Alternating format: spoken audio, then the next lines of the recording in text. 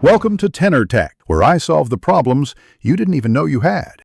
You start by signing into the guest account inside the Call of Duty launcher or game client. This triggers the server to issue a guest token. Once you see the token, copy it exactly. Tokens are case-sensitive and time-limited. Also capture the device ID, game version, and session timestamp. These fields often appear in the same response and are required for authenticated requests. Do this now, because delaying can cause expirations and force you to repeat the process.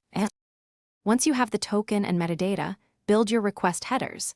Set authorization to bearer followed by the guest token, and include device ID and game version in their required headers or query parameters. Then call a safe, read-only endpoint like public player stats or server lists to verify the token works.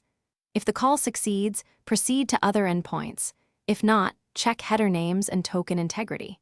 Use short retries. Repeated failures mean the token expired or was malformed.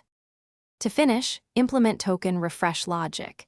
If you receive a 401 or token expired error, re-authenticate the guest account to get a fresh token. Make sure to log request and response headers plus timestamps so you can trace mismatches in device ID or version. Once working, avoid persisting guest tokens long-term. They are temporary and should be rotated frequently.